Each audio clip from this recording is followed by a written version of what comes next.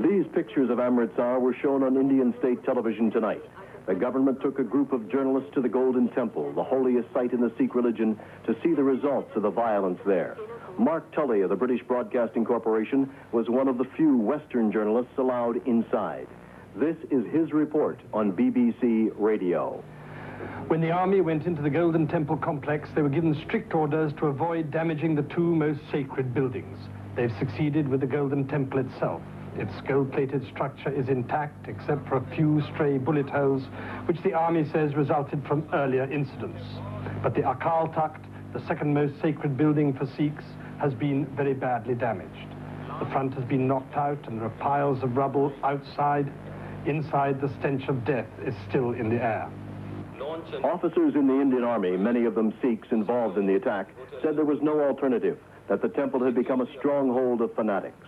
The Indian government has made much of the fact that Sikhs fought Sikhs for control of the heavily fortified temple.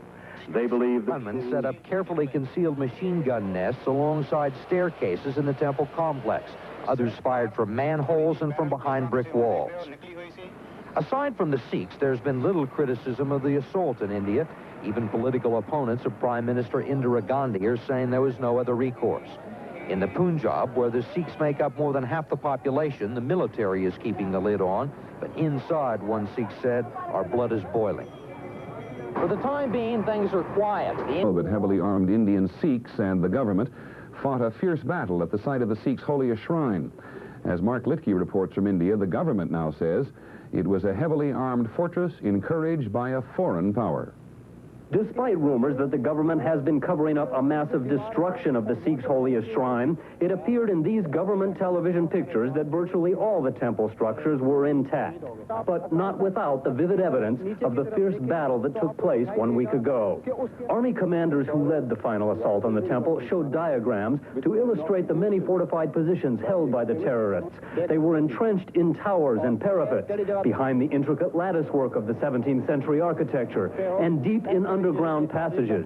The army had to use 3 battalions and a special commando squad to dislodge the roughly 2,000 heavily armed Sikhs who were firing from 6 directions and 3 levels at the same time. The intensity of the firefight was evident in the thousands of bullet holes in temple walls and in the government's official death count.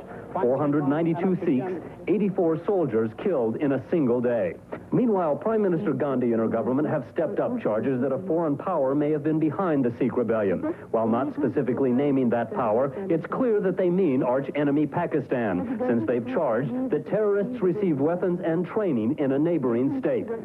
Tonight, security remains tight around the capital. There's still concern that extremists will attempt a terrorist attack here. But it appears most of the violence that has erupted since the Golden Temple attack is now under control, including the numerous mutinies by angry Sikh soldiers, in which 2,000 troops were arrested and at least 40 killed.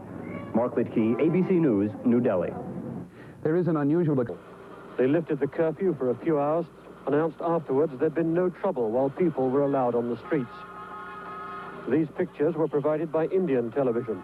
There are still restrictions on traveling into and around the state, although they are being gradually relaxed. However, a former chief minister of the Punjab says the state is under the jackboot of the military, who've turned it into a prison house for Sikhs. He's called for a day of demonstration on Sunday against the army's taking of the temple. The army is still investigating the interior of the temple complex, where the militants held out and sniped at them for several days. But they say now there's been no shooting for 36 hours. Most of their efforts appear to be going into investigating the contents of a well, where the Sikh militants dumped an arsenal of arms and ammunition before they surrendered. As well as the weapons, they've also been dredging out a small fortune in banknotes. They've recovered 5 million rupees so far, about £300,000. They were also happy to show to the camera a pile of gold bracelets. While the Sikhs see those who died as martyrs, the authorities would be happy for them to be seen as gunmen and thieves. The cost of capturing the Golden Temple has been heavy in every way. The casualty figures keep rising. The army now admits 90 soldiers died. The total loss of life is put at 700, twice the original figure, and this one is by no means final. That was Brian Hanrahan of the BBC.